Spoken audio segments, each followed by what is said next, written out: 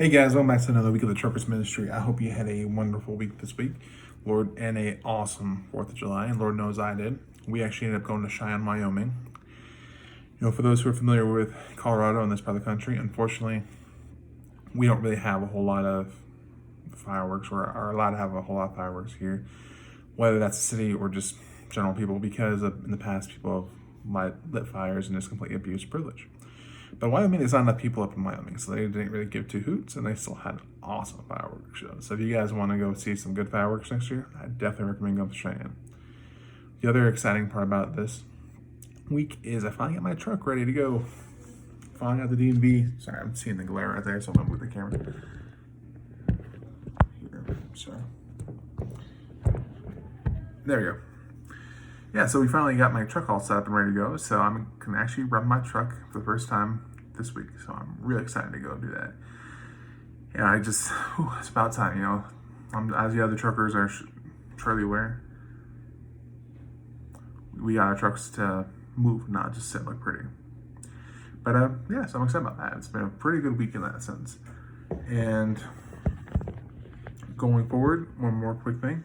Next Sunday is actually my birthday. I know, yay, happy birthday, Preston. I'm gonna be turning 27 years old. So if you guys have any recommendations for a good cane place, walker, or even adult diapers or something, just let me know, because feeling to come next Sunday, I'm gonna need them.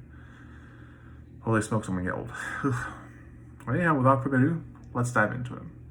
So this week we are starting our series on Doglike faith. And you might be asking, Preston, what is faith? What does it mean? Well, faith is defined in the dictionary as having a complete trust or confidence in someone or something.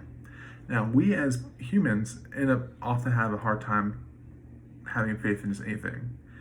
All it takes is that one bad experience, and all of a sudden we don't trust anybody anymore. We don't have faith in anybody. Your parents might have forgot to pick you up from soccer practice or football practice, and so we have faith that they love you, which is kind of stupid, but it happens. Your boss you might have been really good pals with, in order to save face with his boss, threw you under the bus, so you may not have faith in your company anymore. Or heck, your best friend, you might have heard that they talked a little bit of smack about you behind your back to someone else, and so you might have lost faith in them. So unfortunately, whatever the situation is, faith is for humans is hard to take. Now for a dog, however, whether for the good or bad, they have faith in the master no matter what. Even in times where they really shouldn't, whether it's a really abusive owner, they have faith that they're very loyal to their owner. They always have faith that their owners are going to come home, that their owners are going to take care of them, they're going to provide for them, and just offer them as much love and stuff as possible. So, because of that, it's really interesting to see faith in other beings that can't really think too much or think for themselves like we can, than seeing faith in us. But anyhow, going forward with that, that's why we're gonna be diving into the book of Joshua. We might have, sorry guys, that was weird. So we might have issues with faith in general, but can you imagine being the leader of your country and watching your previous leader, or the previous leader, and the previous generation have to die in the desert because of their lack of faith? Not only that, but you have to go lead your country, lead your army to go conquer a land that God promised you against giants, against people who are bigger than you, have better weapons than you, and just overall just fortified cities. Can you imagine just trying to keep faith in that? Tell you what, Joshua did not have it easy. But if Joshua can have faith in God and keep his faith in God the entire time, there's really no excuse for us not to do the same. So let's dive into the book of Joshua. So those who aren't familiar with the book of Joshua, it's found in the Old Testament between the books of Deuteronomy and Judges. And now Joshua came into power because Moses ended up passing away. Now Moses was part of that old generation who unfortunately just had a really hard time keeping faith in God. And you're like, Preston, well, Moses freed the Israelites from Egypt. How could he not go to the promised land? And honestly, it kind of just came down to a situation where God told Moses, hey, the people need water. Here's this rock right here, and you just tap it with your staff. And Moses is like, tap it? That's not getting the water out. So he ended up gearing up like a baseball, smacked the rock as hard as he could, and water still came out, but God's like, Moses, you didn't trust me, did you? So, because you didn't have faith in me, because you didn't trust me, you're not going to the promised land. And unfortunately, Moses ended up dying before he could go, but he was able to see it on top of a mountain nearby, and at least he passed away with that. So Joshua assumed command of the new generation of Israelites. They march through Jordan, and like any good military leader, Joshua has 12 spies come out, and they go scout out the land. Tell us what we're going against. Now, if you guys are familiar with that old Sunday school song, 12 spies went to spy on Canaan, 10 were bad and 2 were good. What did they see when they spied on Canaan? Some saw giants big and tall, some saw grape clusters big and fall. I don't know, I didn't remember the lyrics, but like the song said, 10 of the spies came back and said, oh my gosh, Joshua, we cannot take this. We cannot take these people. We cannot have this land. These people are giants. They're bigger than us. They have better weapons than us. Our cities are walled. We can't do it. And they had 2 spies who came back, and they said something a little different. Not only were they saying, like, dude, we can take these pushovers. We got this. God's on our back. Besides, look at the freaking grapes are huge. The food's here. The bountiful land. But if you look at Joshua chapters 2:23 through 24, verses 23 through 24, we'll see that they said, so 2 men returned and descended from the mountain and passed over and came to Joshua the son of Nun and told him all the things that befell them. And they said unto Joshua, truly the Lord has delivered into our hands all the land, for even all the inhabitants of the country do faint before us. In other words, we can take them. The country, these people are afraid to conquer us. These people are afraid of us. There's nervous, and plus we have God on our side. What can we not do, right? So unfortunately for the 10 other spies, Joshua's like, well, you guys don't have faith in God. You don't have faith in us, so don't need to be a part of it. So they sent them away, and they end up actually passing away in the desert. But one of the biggest issues that we saw, sorry guys, we have a little visitor joining us. Jack, say hi to the camera. He's for some reason a little camera shy, but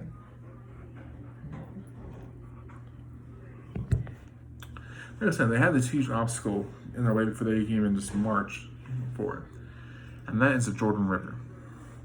Now, Jordan River, even today, is a big river. That's coming from me in Colorado, where I'm used to creeks. Oh, sorry, I got one more little guy joining us. Say hi, baby. Sorry, I got the kids have to come and check out everything. So, like they said, probably from my standard of Jackson, I'm trying to do a video here. You see, he really cares. Jackson, you bonehead. Want to be a part of this? You want to talk about Joshua too? All right, let's talk about Joshua. So there's this huge river in the way, right? The Jordan River is pretty massive.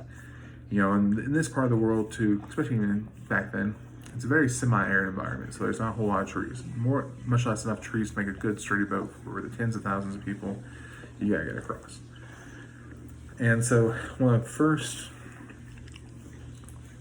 aspects of faith that Joshua had was that God was going to provide a way to get across the river and help them enter the promised land. And what does God do?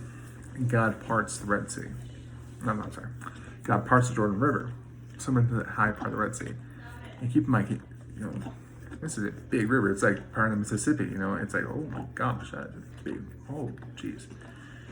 So that's one of the first aspects of faith. The Israelites get across, and then God tells them, hey, stop it. Jackson, sorry.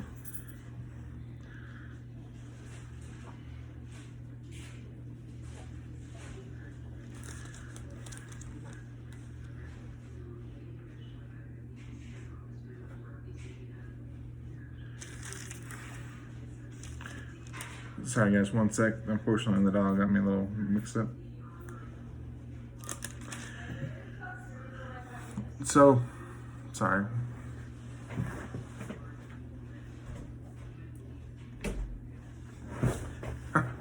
Sorry guys, the kids kind of made me lose my train of thought a little bit. But anyhow, one of the first targets on there in Joshua's mind is taking out Jericho. Now, archaeological evidence says Jericho wasn't a very large city, but it was a well-fortified city. And if you guys ever watched VeggieTales as a kid, like God tells them, hey, you're gonna walk around the city for 7 days, and on the last day you're gonna blow your horn. You're gonna walk around and blow your horns, and the walls of the city will come down. And if we look at Book of Joshua, chapter 6, verses 1 through 7, we'll see. Now Jericho was straightly shut up because of the children of Israel. None went out and none came in. So basically, this city is ready for a fight. People are like, no, we're not going to take them. No one comes in, no one comes out, ready for a fight. And the Lord said to Joshua, see, I have given you thine hand, Jericho, and the king therefore, and the mighty men of valor. And ye shall compass the city, all ye men of war, and go round the city once. Thou shalt do this for 6 days. So like I said, they're going to walk around the city for 6 days. The 7 priests shall bear before them the ark 7 trumpets of ram's horns, and the 7th day ye shall compress the city 7 times, and the priests shall blow their horns. And it shall come to pass that when they make the long blast of the ram's horn, and that they hear the sound of the trumpet, all the people shall shout with a great shout, and the walls of the city shall fall down flat, and the people shall ascend every man straight before him. And Joshua the son of Nun called the priests and said to them, take up the ark of the covenant, and let the 7 priests bear 7 trumpets of ram's horns before the ark of the Lord. And said unto them, the people, pass on the compass of the city, let him that is armed pass before the ark of the Lord. So, I don't know, it's a little bit of a bigger verse, but basically, like I said, God tells them, hey, you're going to march around the city 6 times. Or one more time. Or march around the city at least once for the first 6 days. And on the 7th day, all the priests are going to blow their horns, and all the men are going to shout and roar like, oh, bring it on. And the walls of Jericho will keep coming down. Can you imagine, though, being a basic foot soldier for the Israelite army here in this, not the smartest guy in the world, but, it's not how you take out a fortified city. And for those who wanted to watch VeggieTales as a kid, it's like that song. You can imagine the Jericho, people in walls of Jericho are like, what are you going to do? What do you think? This is not going to work for you. It's like that song, keep walking, but you won't knock down our wall, keep walking. But she isn't gonna fall. It's plain to see your brains are very small. To keep walking, you think we'll be knocking down our wall. But sure enough, the walls come right down. And to everybody's surprise, or to all the defenders' surprise, the walls come coming down, and the might of the Israelite army is unleashed. And it sucks, but in the war, things suck. If we look at verses 6:20 through 21. So people shouted when the priests blew their trumpets, and it came to pass that when the people heard the sound of the trumpet, and the people shouted a great shout, the wall fell down flat. So people went into the city, and every man straight before him, and they took the city. And they utterly destroyed all that was in the city, both men and women, young and old, ox, sheep, ass, with the edge of sword. So basically, everything in the city was put to the sword. Now, you might be asking, why is it? Why did God have him kill everybody? Now, part of that is the Israelites at this time are very notorious for accepting other religions and turning their back on God. And as barbaric as it sounds, it's a way to protect your flank, but also make sure that there's no one's going to tempt your countrymen. Everyone's going to stay faithful to God.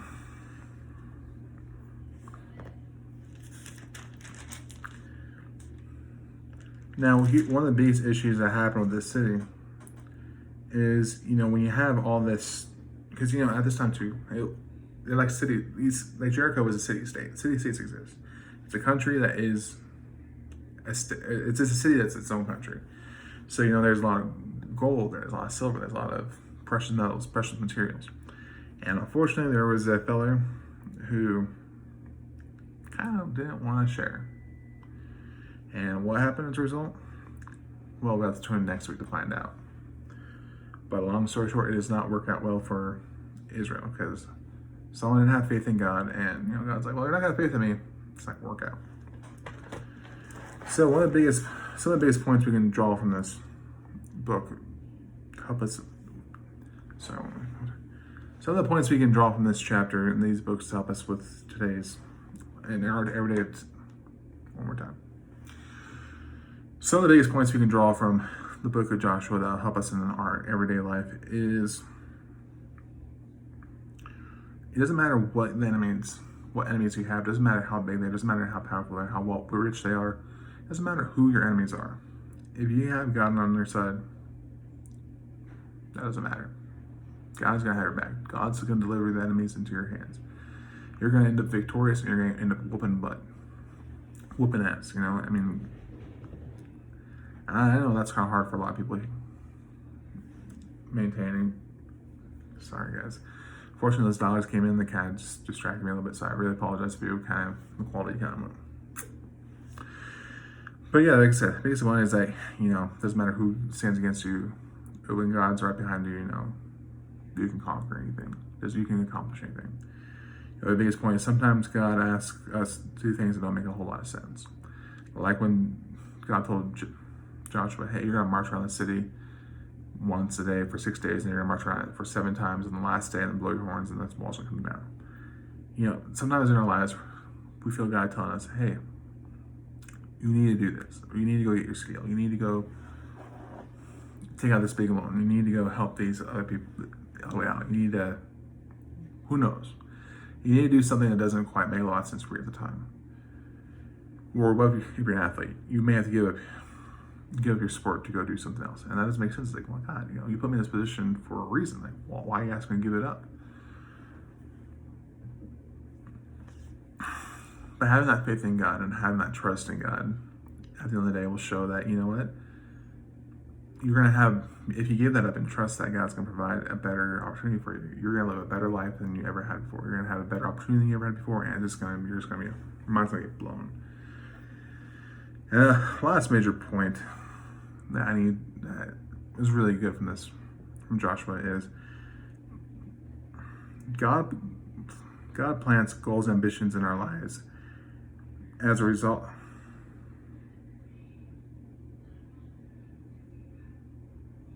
sorry guys, I can't read my own handwriting.